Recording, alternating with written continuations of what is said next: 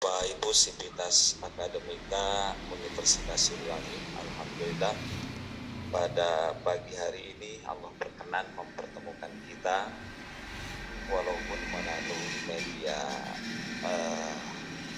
online.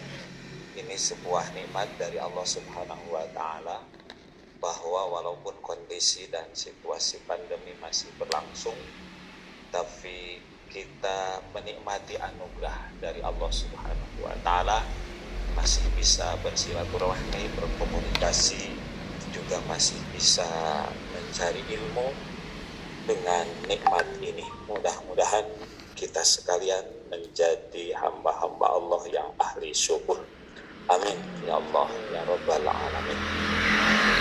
Bapak Ibu sekalian, terkait dengan tema kita menghayati Islam sebagai din atau agama para nabi, maka yang pertama kita memahami kalimat menghayati. Hayat itu artinya hidup. Hayat. Nama pertama dengan kalimat ini tiada lagi kecuali Nabi Yahya. Yahya itu artinya hidup dan menghidupkan. Nah, orang yang hidup itu harus berbeda dengan orang yang tidak hidup. Nanti ada orang yang hidup tapi justru tidak pernah melakukan apapun atau karya apapun, maka dia disebut al-maut qoblal maut. Dia sudah mati sebelum mati. Kenapa? Karena keberadaannya tidak memberikan efek apapun. Oleh karena itu agama kita, Bapak Ibu sekalian, mendorong kita menjadi manusia produktif, manusia yang bisa mendatangkan sesuatu yang bermanfaat, baik untuk dirinya, kemudian juga untuk alam sekitarnya. Kenapa? Karena itu wujud sebagai manusia yang hidup dan menghidupkan. Jangan sampai ada peribahasa dalam bahasa Arab, wujuduhu ka'adamihi, adanya tapi seperti tidak ada.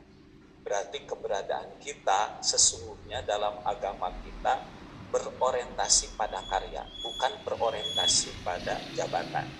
Karya berorientasi pada bagaimana kita bisa memberikan yang terbaik untuk alam sekitar kita. Oleh karena itu, itulah yang disebut sesungguhnya hidup.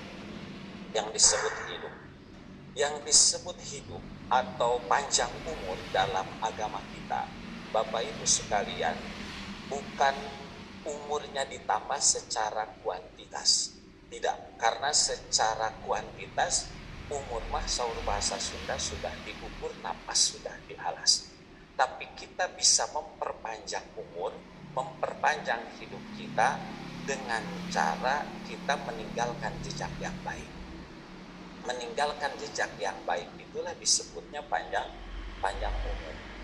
Makanya kita memahami umpamanya hadis yang menyatakan barang siapa yang menyambungkan silaturahmi, satu dipanjangkan rizki, yang kedua dipanjangkan umur. Ada sahabat yang bertanya kepada Rasulullah SAW, Rasul, apakah benar orang yang bersilaturahmi itu akan dipanjangkan umur? Benar. Yang dimaksud panjang umur di sana apa? Itu kata Rasulullah, bahwa yang dimaksud panjang umur itu seseorang yang memiliki anak, kemudian dijadikan anaknya dengan hasil usahanya menjadi anak yang soleh. Jadi yang disebut panjang umur dalam agama kita sebetulnya lebih ke karya, lebih ke peninggalan hal-hal yang bisa kita ciptakan yang baik, sehingga itu jadi warisan generasi penerus. Baik kita anaknya anak biologis maupun anak-anak ideologis. Anak ideologis itu ya anak buah, murid-murid kita, mahasiswa kita. Itu disebutnya panjang umur. Nah, ini makna menghayati, menghidupkan ajaran Islam itu sebagai din para nabi. Hadirin sekalian, kita memahami dalam agama kita bahwa agama kita adalah agama terbaik. Itu setiap pemeluk agama berhak menyatakan bahwa agamanya yang terbaik, berhak. Itu sebagaimana kita umat Islam menyatakan bahwa agama kita agama terbaik. Sebagaimana dinyatakan oleh Allah Subhanahu wa taala, inna dina indallahil Islam. Inna din, sesungguhnya agama indallah, di sisi Allah, al-Islam, adalah Islam. Kita memahami secara kebahasaan, Bapak Ibu, bahwa yang disebut agama ini kan diambil dari bahasa Sanskerta. Itu arti itu tidak, agama itu kacau. Gitu. Jadi kalau orang beragama, maka insya Allah hidupnya tidak akan kacau. Kenapa? Karena agama memberikan arah, agama memberikan pedoman, agama memberikan petunjuk untuk bisa kita eksis dalam kehidupan ini sampai ke pintu gerbang kebahagiaan di alam lain. Makanya siapa yang bisa begitu adalah Islam. Itu Islam. Nah, Islam sendiri itu artinya selamat. Selamat. Makanya Rasul menyatakan al-muslim, yang disebut orang Islam, man salimal muslimuna min lisanihi wa yadihi. Manakala kaum muslimin selamat min lisanihi, dari lisannya, wa yadihi, dan dari tangan. Dari lisan dan dari tangan. Maknanya orang Islam yang sebenar-benarnya Islam, bahwa apapun yang keluar, apapun yang diucapkan, apapun yang dilakukan, itu ternyata bermanfaat untuk orang lain. Hidupnya tidak menjadi melahirkan rasa takut, rasa khawatir bagi orang lain. Itu adalah Islam yang sebenarnya. Inilah yang disebut nanti dalam Quran, Bapak Ibu sekalian, bahwa Islam itu adalah rahmatan lil alamin. Rahmat lil alamin, bukan rahmat lil muslimin. Kalau eksklusif, tapi rahmatan lil alamin. Rahmat itu adalah kenikmatan, kebahagiaan, kenyamanan, itu lil alamin, bagi semesta alam. Itu Islam. Makanya Rasulullah SAW pernah mengirim surat kepada Raja Heraklius, maka di awal surat itu beliau menulis dengan kalimat aslim taslam. Aslim taslam. Aslim, masuk Islamlah engkau, taslam, dijamin hidupmu akan selamat. Yu'tikallah asyraka marratain, nanti Allah akan memberikan pahala 2 kali lipat.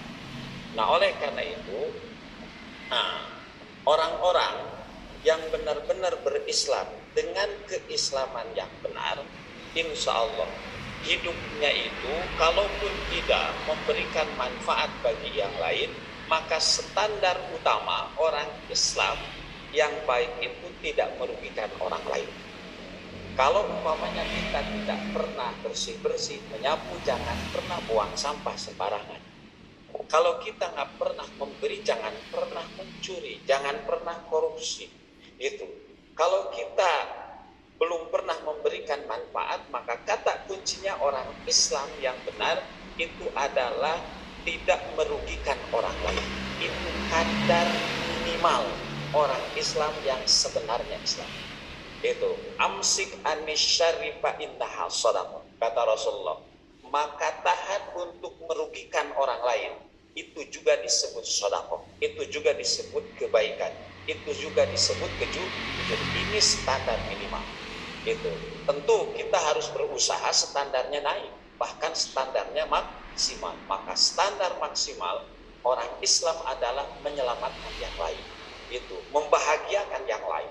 Makanya kata Rasulullah, kalau kita memasukkan kebahagiaan kepada orang lain, itu adalah tanda orang Islam yang benar, memberikan kebahagiaan kepada orang lain. Minimal Bapak Ibu, kalau kita ketemu lah gitu kan, kalau kita bertemu tabassamuka fi wajhi akhi kalaka shadaqah, bermuka berseri-seri, itu juga bagian dari kebaikan. Coba kita bertemu dengan teman, dengan sejawat, Pak, gitu, ternyata wajahnya nggak berseri gitu kan, itu terkesan apa, sombong, ya kan? Terkesan umpamanya apa, orang nanti introspeksi, salah saya apa ya? Biasanya ketemu senyum sekali ngasih minimal sahur bahasa Sunda mah tepang teh nyingsatkeun bibir cenah. Nyingsatkeun bibir. Nah, itu kan memasukkan kebahagiaan, Pak. Itu memasukkan kebahagiaan pada hati orang lain, itulah orang Islam. Nah, Bapak Ibu yang dimuliakan Allah Subhanahu wa taala. Nah, iman, rukun iman itu kan jumlahnya ada 6 ya Pak. Rukun iman ada 6. Itu Bapak Ibu ada istilah cilaka 12. Apa makna cilaka 12? Kenapa cilaka teh 10 Pak? Kenapa cilaka teh nggak 11? Kenapa tidak 15? Tapi cilaka teh ternyata 12. Kenapa? Begitu, eta mah memang apa Pak? Kalimat turun-temurun gitu ya, yang kita terima Pak. Padahal sebetulnya itu syarat dengan filosofi yang dalam Pak. Jadi nenek moyang kita tuh hebat, memberikan satu istilah itu punya makna mendalam. Kayak gini, sebentar lagi kita kedatangan bulan apa Pak? Bulan apa yang kita tunggu Pak? Bulan Ramadan atau bulan muda Pak? Kelihatannya bulan muda. Yang kita tunggu Ramadan Pak. Itu nanti kalau kita lebaran ada makanan khas lebaran. Namanya makanan khas lebaran itu kupat. Itu. Kenapa kupat? Teu leupeut gitu. Teu lontong Pak. Gitu. Teu cimi, teu cihu, tapi kupat. Itu. Sehingga ditarik oleh Pak Polisi menjadi operasi ketupat lebaran. Sanes operasi lebeut lebaran, operasi ketupat. Itu kayaknya tidak abdol kalau di rumah kita pas lebaran nggak ada kupat Pak. Gitu. Kalau di Tasik kan kupat air Tanjungkang yang terkenal enak. Gitu. Itu kenapa kupat? Ternyata bahasa-bahasanya kupat itu kan ngaku lebat. Makanya pada saat Idul Fitri itu kita kayaknya tidak abdol kalau ketemu dengan siapa saja tidak mengucapkan mohon maaf lahir batin. Itu nyuhunkeun dihapunten dinas sabudaya kalepatan Pak. Itu kan filosofinya luar biasa Pak. Itu ya mendalam gitu. Ya, termasuk juga cilaka. Kenapa cilaka itu 12 gitu? Tidak kurang dari 12, tidak lebih dari 12. Ternyata ada yang menjelaskan Bapak Ibu, ini berkait dengan struktur keyakinan dalam agama kita Islam. Itu rukun iman ada berapa? Ada 6. Rukun Islam ada berapa? Ada 5. Kemudian satu lagi apa? Ihsan. Merasa diri diawasi oleh Allah, sedang banyak orang, sedang sendiri di tempat gelap, di tempat sepi. Maka jumlahnya 6, 5, 1 jumlahnya 12. Makanya anu terukun iman, terukun Islam tidak merasa dirinya diawasi oleh Allah, cilaka 12 Pak. Gitu. Terlepas benar tidak gitu. Cuman ada penjelasan seperti itu dan itu rasional juga gitu. Nah, Bapak Ibu, di antara rukun iman yang 6 itu ternyata salah satunya adalah iman kepada para nabi, iman kepada para rasul. Nah, iman kepada para nabi, iman kepada para rasul itu merupakan keimanan yang sifatnya mutlak Pak. Jadi rukun iman itu kalau di bangunan kayak fondasi Pak. Bangunan ini tidak mungkin berdiri tegak kalau tidak ada fondasi. Dan fondasi yang ada harus benar-benar fondasi yang kuat. Pohon ini tidak akan berdiri kuat kalau tidak ada akar. Dan akar yang hebat itu akar yang menancap kuat ke dalam tanah. Gitu, ke dalam tanah. Makanya kalau kita baca surat Ibrahim ayat 23, maka Allah menggambarkan struktur keberagamaan kita itu digambarkan seperti pohon. Alam taro kaifa daraballahu matalan kalimatan thayyibah kasyajaratin thayyibah atluha tabit wa far'uha fis sama tu'ti ukulaha kullahin bi'idzni rabbiha.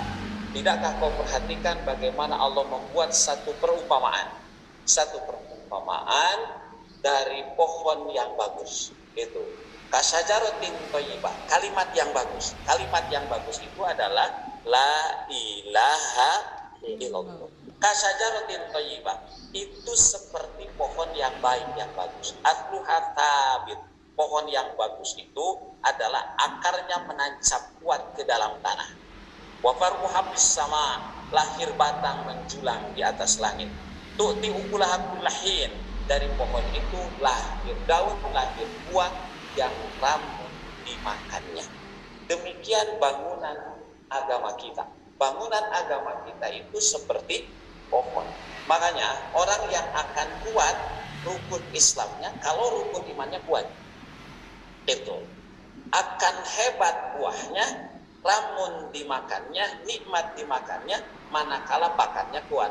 Tapi batang tidak akan kuat kalau batang itu tidak ada akar, yang akarnya menancap ke dalam tanah. Bapak Ibu, kalau kita diilustrasikan keyakinan kita seperti apa pohon itu, kalau pohon ingin bagus tadi bisa rindang, kemudian berbuah, buahnya juga enak, itu bagaimana pola pemeliharaannya? Maka yang pertama adalah dia harus disiram ya Pak, disiram.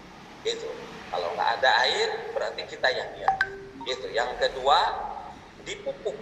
Itu. Yang ketiga adalah dijaga dari hama, dari virus yang akan mengganggu. Demikian keyakinan kita, keimanan kita. Itu. Keimanan kita tidak mungkin bisa berbuah. Nah, buah dari iman itu Bapak Ibu nanti disebutnya akhlak. Itu. Buah dari iman itu akhlak. Kalau akar disebut rukun iman, akidah, kemudian batang disebut rukun Islam, ibadah. Makanya kalau ingin ibadahnya kuat, ya akarnya dulu, akidahnya harus kuat. Nanti efeknya itu adalah akhlak. Akhlak itu buah, Pak. Akhlak itu buah. Sebagus apapun bangunan, setinggi apapun, segagah apapun, kalau aksesorisnya nggak bagus, nggak kelihatan indah, Pak. Nah, aksesoris itulah adalah akhlak. Makanya Rasul menyatakan, ma min syai'in fil mizan aqallu min husnul khuluq. Tidak ada sesuatu pun yang paling berat dalam timbangan amal, Bapak Ibu sekalian, kecuali punya akhlak yang bagus. Jadi kalau akhlak itu kayak emas, logam mulia. Coba kalau punya emas Pak, logam mulia, ukurannya apa? Gram ya. 1 gram itu kan 1 juta lah kurang lebih. Itu emas asli ya, bukan emas Jawa ya Pak. Itu kan gitu. Kalau kita punya uang 1 juta Pak, beli batu itu 1 truk Pak. Tapi kalau beli emas hanya 1 gram. Menggambarkan apa? Karena memang bernilai. Demikian akhlak Pak. Gitu. Mohon maaf, jabatan apapun, predikat apapun, kekayaan apapun hilang dibawanya, hilang nilainya, hilang kemuliaannya kalau tidak ada akhlak. Nah, Bapak Ibu, kembali pada pembahasan bahwa rukun iman itu penting. Nah, di antara rukun iman, karena ini fondasi adalah iman kepada Nabi dan Rasul. Makanya kalau kita baca surat Ali Imran ayat 84, Qul amanna billah wa ma unzila alaina wa ma unzila ala Ibrahim wa Ismail wa Ishaq wa Yaqub wal asbat wa ma utiya Musa wa Isa wa nabiyuna min rabbihim la nufarriqu baina ahadin minhum wa nahnu lahu muslimun. Bahasanya, katakan kami beriman kepada Allah, beriman kepada apa yang diturunkan kepada kami dan yang diturunkan kepada Nabi Ibrahim, Nabi Ismail, Nabi Ishak, Nabi Yaqub dan anak-anaknya, dan apa yang diberikan kepada Nabi Musa, Nabi Isa dan para nabi dari Tuhan mereka. Kami tidak membeda-bedakan seorang pun di antara mereka, dan hanya kepada Allah lah kami menyerahkan diri. Ya. Ayat ini secara simpel menggambarkan bahwa nabi dari Nabi Adam sampai Nabi Muhammad itu Bapak Ibu sekalian satu wajib kita imani. Wajib kita imani. Wajib kita percayai, karena tugas dan fungsi mereka sama, hanya zamannya saja dan umatnya yang berbeda. Yang kedua, tidak boleh memisahkan antara satu nabi dengan nabi yang lain. Beriman kepada satu nabi, satu rasul, tidak beriman kepada nabi dan rasul yang lain. Apa? Karena wa nahnu lahu muslimun. Karena semuanya juga Islam. Itu. Jadi Nabi Ibrahim Islam, Nabi Idris Islam, Nabi Nuh Islam, Nabi Muhammad juga Islam. Sambung menyambung menjadi satu. Itulah Islam. Itulah apa Pak? Itulah Indonesia. Itulah para nabi dan rasul. Semuanya nyambung Pak. Itu. Jadi kayak estafet gitu. Kayak estafet. Itu. Makanya Bapak Ibu sekalian, kalau kita baca juga surat An-Nisa ayat 136, Allah Subhanahu wa taala menjelaskan kepada kita sekalian bahwa keimanan kepada rukun iman itu termasuk kepada para rasul Allah merupakan sesuatu yang sifatnya mutlak, tak bisa ditawar. Kalau itu tidak ada, itu disebutnya orang yang telah sesat. Ya ayyuhalladzina amanu, hai orang beriman, aminu billah, berimanlah kepada Allah. Kenapa kalimatnya orang beriman disuruh iman? Ini seperti anak yang sudah mandi disuruh mandi. Anak yang mandi, mandinya nggak bersih, disuruh mandi lagi. Gitu. Ada sahabat yang sudah sholat Pak. Gitu. Jadi dia masuk ke masjid, kemudian imam sedang sholat bersama makmum yang lain. Gitu. Karena ini sudah takbir, maka dia masuk ke masjid itu langsung takbir sambil jalan gitu ya. Kemudian ikutlah berjamaah bersama saf yang lain. Nah Nabi tahu, kata Nabi tidak boleh begitu. Semangatnya bagus tuh gitu ya, baru masuk masjid saya sudah takbir tapi jangan bagus gitu ya, nggak bagus begitu ya. Nanti takbir itu ketika sudah berbaris, ketika sudah berdiri tegak, ketika sudah tenang, jangan sambil jalan.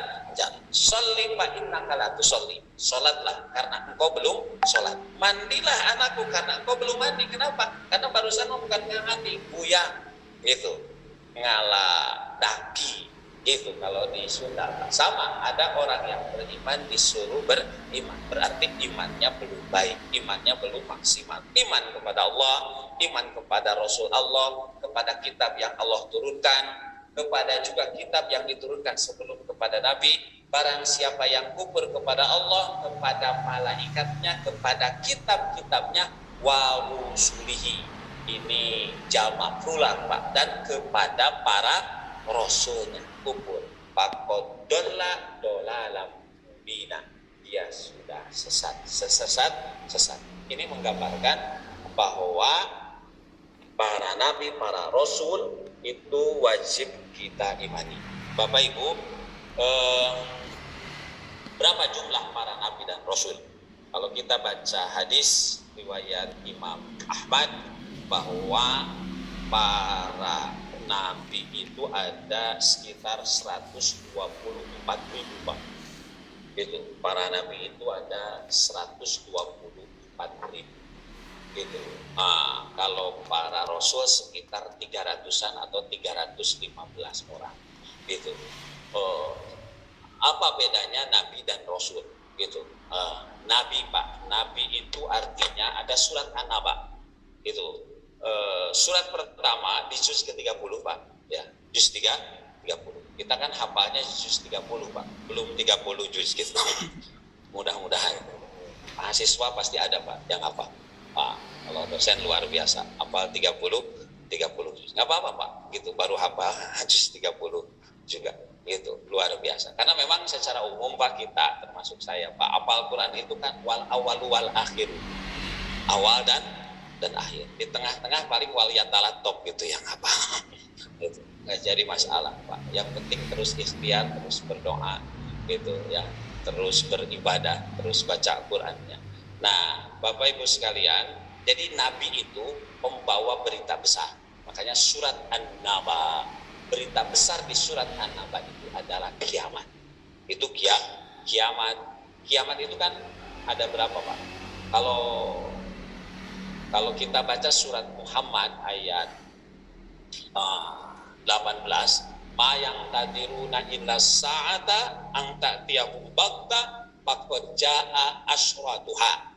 Tidak ada yang kita tunggu-tunggu kecuali datangnya kiamat, yang kiamat itu datangnya tiba-tiba. Pak, yang kita tunggu teh mohon maaf bukan kita kaya enggak. Yang kita tunggu itu bukan naik jabatan.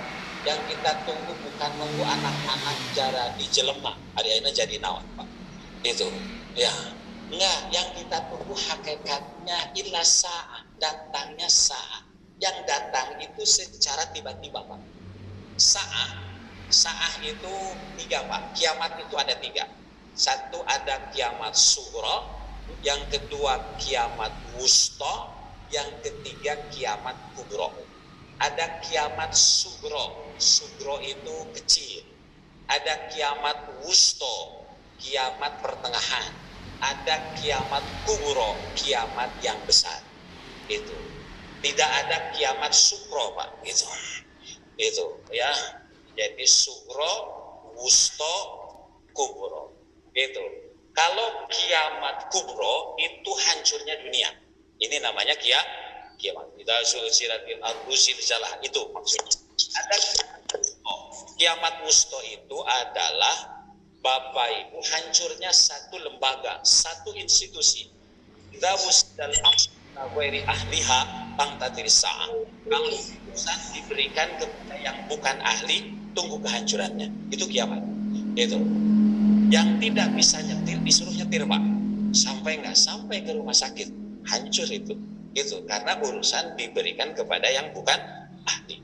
Itu yang pertama tadi kiamat sugro, kiamat kecil. Kiamat kecil itu adalah meninggalnya makhluk. Jadi meninggalnya makhluk, matinya satu makhluk, baik hewan termasuk manusia, itu juga namanya kiamat. Nah, Bapak Ibu, Nabi itu pembawa berita besar. Kenapa? Ini ajaran, Pak. Ini ajaran yang dibawa oleh Nabi itu berita besar. Kenapa? Karena ajaran ini menyelamatkan. Itu bagi siapapun yang mentaatinya, selamat hidup di sini di dunia, selamat juga nanti di akhirat. Apakah itu bukan sesuatu yang besar? Itu sesuatu yang sangat besar. Gitu. Makanya Bapak Ibu sekalian, nanti kalau kita mengikuti ajaran yang dibawa oleh Nabi, membawa berita besar itu, kita tenang.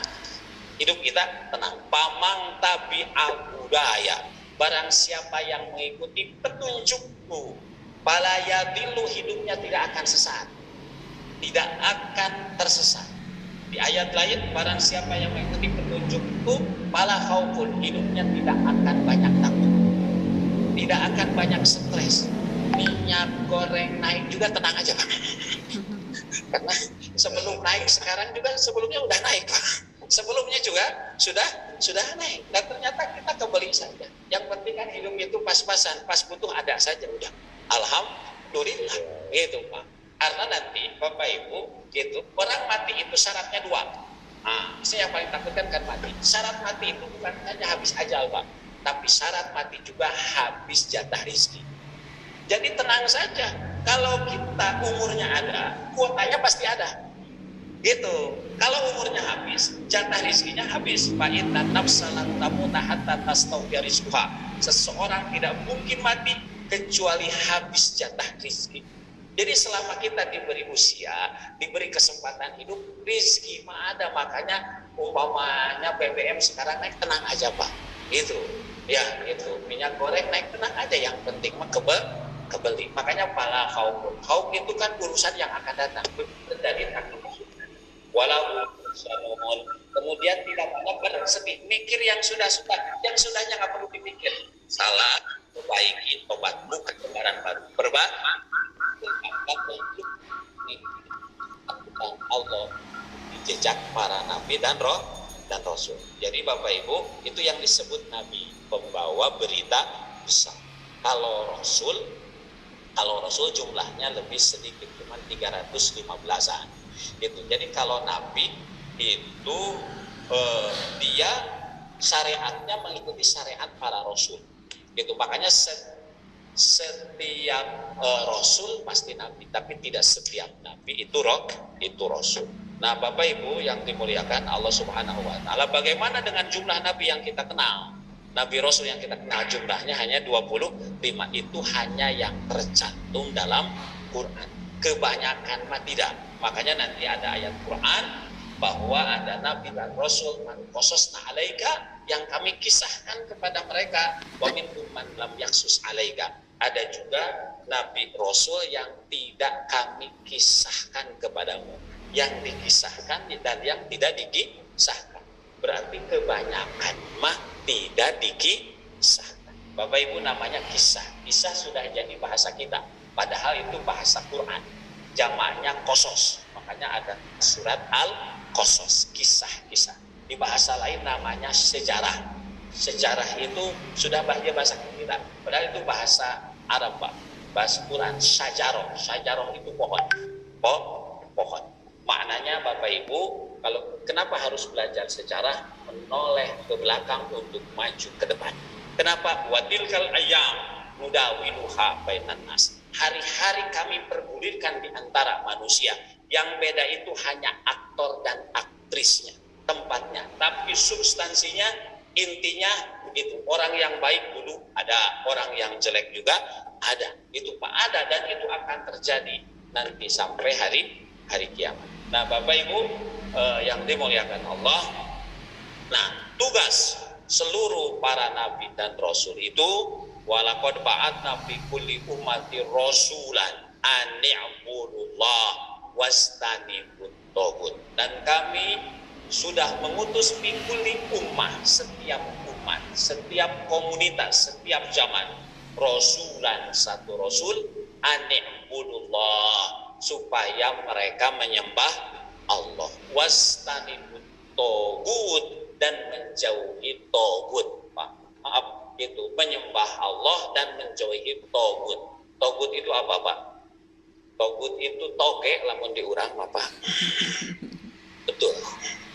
Ibu-ibu tahu toge. Ada enggak toge yang lurus? Enggak ada, Pak. Toge mah semuanya juga. Nah, kalau orang disebut togut itu kayak toge, ketika dia diluruskan, lurus atau patah? Patah, Pak. Demikian sifat togut. Demikian sifat togut. Dan ini mungkin saja ada termasuk di kita. Jadi egois, Pak, gitu ya. Itu egois, merekadawang bahasa Sunda mah gitu. Nggak mau menerima nasihat. Dan ini nanti lebih berbahaya kalau nanti jadi pemimpin. Gitu kan. Gitu, karena efeknya kemana-mana, Pak. Gitu. Nah, tugas para rasul itu anibudullah, menyuruh orang menyembah Allah, wastanibut tagut, menjauhi sesembahan selain dari Allah. Itu disebutnya tagut, Pak, menyembah Allah. Kenapa kita harus menyembah Allah, Bapak Ibu? Kenapa? Pertanyaannya, dunia itu milik siapa? Allah. Diri kita milik siapa? Diri kita milik siapa ini? Aku milikmu selamanya. Keren, Pak. Lagi ngegombal yang ngobrol begitu. Itu, Pak. Mengapa bohong itu? Kalaupun ia hanya beberapa minggu, beberapa bulan, Pak. Pengantin baru saja, 2-3 bulan. Itu, ya, lagi kasmaran. Itu. Buktinya setelah itu ternyata banyak cekcok suami istri, betul nggak? Bahkan terjadilah KDRT. Apa KDRT? Wah, kekerasan dalam rumah tangga. Kekerasan dalam rumah tangga bisa diakibatkan KDRT juga, Pak. Kurang duit, ribut terus. Bapak Ibu yang dimuliakan Allah Subhanahu wa taala. Jadi Bapak Ibu, diri kita kenapa harus nyembah Allah, Pak? Pertanyaannya gitu. Kenapa yang disembah Allah?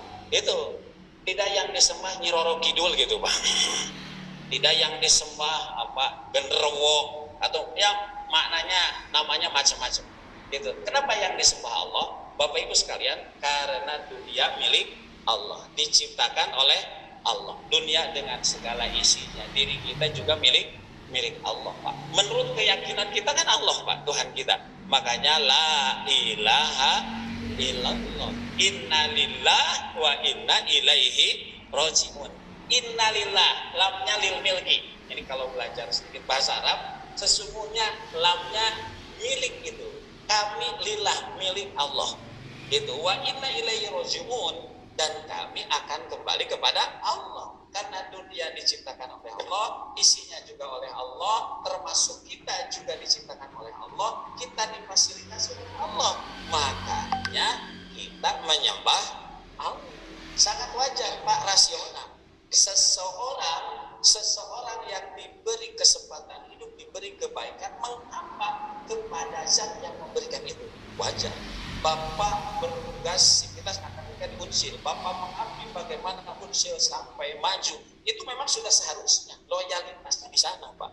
Demikian juga kita ciptaan Allah, diciptakan di bumi Allah, itu apapun ini ciptaan Allah, diurus oleh Allah, maka sangat wajar kita beribadah kepada Allah. Bapak Ibu, kita mah sekedar memasukkan makanan, memasukkan minuman. Siapa yang menjadikan makanan itu jadi daging, minuman itu jadi darah, itu ya, makanan minuman itu jadi energi, jadi gizi, sebagian yang mohon maaf jadi kotoran. Siapa? Apakah kita yang memilah-milah? Tidak, Pak. Gitu ya, itu makanan, itu minuman karena rambut mah manjangan, tapi karena alis mah manjangan, Pak. Kenapa, Pak? Padahal yang dimakan sama, yang diminum sama. Gitu, tapi kenapa ke rambut manjangan, ke alis kemanjangan, Pak? Bahaya, Pak, kalau ke alis manjangan ya, Pak, ya. Itu nanti kayak hordeng gitu, Pak, lihat. Itu kan luar biasanya Allah, Pak. Kita mah sekedar makan, sekedar minum gitu. Disuruh makan, disuruh minum, paling ada makannya. Satu harus yang halal, yang kedua dari Allah aturan itu duduk, yang ketiga makannya dengan tangan yang kanan gitu. Diupayakan jangan sampai pakai tangan kiri. Kenapa? Jangan sampai pakai tangan kiri. Fa inna syaitan ya'kulu wa yashrabu bisimal. Hanya setan yang selalu makan minum dengan tangan kiri, bahasanya hanya setan. Makanya Bapak Ibu, kalau kita melihat ada orang yang makan minumnya dengan tangan kiri, maka itu disebutnya setan, sana setan, Pak, siga setan, ulah disetankeun. Seperti setan, gitu ya. Hanya setan yang makan minumnya dengan itu, bagian ibadah, Pak, pedoman dari agama kita itu. Maka di luar itu bukan kuasa kita, kuasa Allah. Makanya wajar ani'budullah, ibadahnya kepada Allah. Dan Bapak Ibu, mohon maaf, yang disebut ibadah itu bukan sekedar sholat, bukan sekedar saum, bukan sekedar haji. Kata Ali bin Abi Thalib, hayatuna kulluha ibadah. Hidupku 24 jam semuanya bernilai ibadah. Bernilai ibadah. Itu ke WC jadi ibadah, Pak. Makan jadi ibadah, tidur jadi ibadah. Mohon maaf, perusahaan mana di dunia yang bisa memberikan reward kalau orang ke WC? Perusahaan mana di dunia yang memberikan pahala, reward, ganjaran, honor kalau karyawannya tidur? Nggak ada, Pak. Itu kecuali Allah. Itu kecuali Allah. Ini kenapa kita harus beribadah kepada Allah Subhanahu wa taala, dan itu adalah misi seluruh para nabi dan para rasul Allah. Bapak Ibu sekalian, ini kalau dibacakan terlalu panjang. Jadi seluruh nabi dan rasul itu semuanya muslim. Umpamanya ungkapan Nabi Nuh alaihissalam, wa umirtu an akuna minal muslimin. Nabi Nuh adalah orang Islam, Pak, muslim. Itu. Kemudian juga Nabi Soleh sama seperti itu. Nabi Ibrahim, id qala lahu rabbu aslim qala aslamtu li rabbil alam. Aslamtu, aku Islam. Islam itu menyerahkan hidup kita untuk diatur oleh Allah. Itu namanya Islam. Makanya aslim, masuk Islamlah, berserahlah kepada Allah, taslam, dijamin hidupmu selamat. Makanya inna sholati wa nusuki wa mahyaya wa mamati lillahi rabbil alamin. Bapak Ibu sekalian, demikian juga nabi-nabi yang lain sama, Pak, seperti itu. Sama. Seperti Nabi Yusuf alaihissalam juga menyatakan tawaffani musliman wa alhiqni bis sholihin. Ya Allah, wafatkan aku dalam keadaan muslim, dalam keadaan muslim. Termasuk juga Nabi Musa alaihissalam, maka kata Nabi Musa, ya qaumi in kuntum amantum billahi fa alaihi tawakkalu in kuntum muslimin. Bertawakal kepada Allah kalau kalian benar-benar orang muslim. Makanya Bapak Ibu yang dimuliakan, Allah Subhanahu wa taala berkaitan dengan masalah ini, maka Rasulullah Shallallahu alaihi wasallam menyatakan al-anbiya'u ikhwatu li alad. Itu para nabi itu bagaikan saudara seayah. Para nabi, para rasul bagaikan saudara seayah. Gitu. Dinuhum wahid, agama mereka itu satu. Gitu. Agama mereka satu. Apa? Islam. Gitu. Jadi para nabi itu adalah saudara seayah, agama mereka satu, wa ummahatuhum syata, tapi syariatnya beda-beda. Gitu ya. Syariatnya beda-beda, tapi prinsipnya sebagaimana digambarkan oleh Nabi kita, bahwa ajaran Islam itu seperti sebuah bangunan, Pak. Nabi Adam itu meletakkan dasar utamanya, pondasi, kemudian Nabi Idris, Nabi Nuh, datanglah Nabi kita Nabi Muhammad Sallallahu Alaihi Wasallam. Nah, Bapak Ibu, ketika Nabi Muhammad kata Nabi, kedatangan kami ke dunia, ternyata Bapak Ibu sekalian, bangunan itu ada yang belum